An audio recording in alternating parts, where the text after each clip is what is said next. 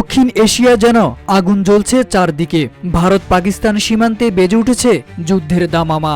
আকাশ জুড়ে যুদ্ধ বিমানের গর্জন, ভূমিকম্পের মতো কাঁপছে কাশ্মীর থেকে পাঞ্জাবের রণক্ষেত্র। তবে এই উত্তপ্ত পরিস্থিতির ছায়া পড়েছে বাংলাদেশের রাজনীতিতেও। পলাতক আওয়ামী লীগ নেতাদের ঘিরে তৈরি হয়েছে চরম উত্তেজনা। বিশ্ব রাজনীতির অস্থিরতার এই মুহূর্তে সোশ্যাল মিডিয়ায় ভেসে আসছে হাসিনা সহ আওয়ামী লীগ নেতাদের নিয়ে নানান খবর। বিশ্লেষকরা বলছেন, যদি যুদ্ধ দীর্ঘস্থায়ী হয় তবে ভারতের ছত্রছায়ায় থাকা এই নেতাদের ফিরিয়ে আনার পথ হয়ে উঠতে পারে আরও সহজ। এর মাধ্যমে দেশীয় রাজনীতিতে ভারসাম্য বদলে যেতে পারে যে কোনো মুহূর্তে। RICL TMX, যুগের পর যুগ স্থাপনা থাকে মজবুত। ভারতের মাটিতে আশ্রয় নেওয়া কয়েকজন পলাতক আওয়ামী নেতা বর্তমানে মারাত্মক ঝুঁকিতে রয়েছেন।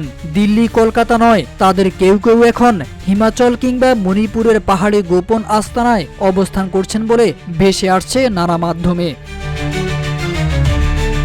বিশ্ব রাজনীতির দাবার ছকে এ যেন এক নতুন অধ্যায়। একাধিক আওয়ামী নেতা ইতোমধ্যেই নাকি তাদের অবস্থান বদলেছেন। কেউ কেউ রাজনীতির আশ্রয়ের জন্য আবেদনও করেছেন ইউরোপের কিছু দেশে।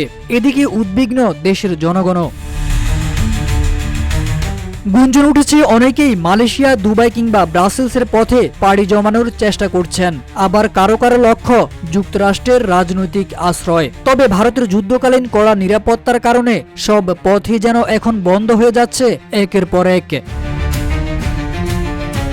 ভারত পাকিস্তান যুদ্ধের ধোঁয়ার আড়ালে কূটনৈতিক ফোন লাইনও এখন গরম। পরবর্তী নাটকের দৃশ্যপট কি হবে তা নির্ভর করছে যুদ্ধ কতদূর গড়ায় তার উপর। বাংলাদেশ এখন তাকিয়ে আছে আন্তর্জাতিক মঞ্চের দিকে। অপেক্ষা হাসিনা সহ পলাতক আওয়ামী লীগ নেতাদের সত্যিকারের পরিণতির।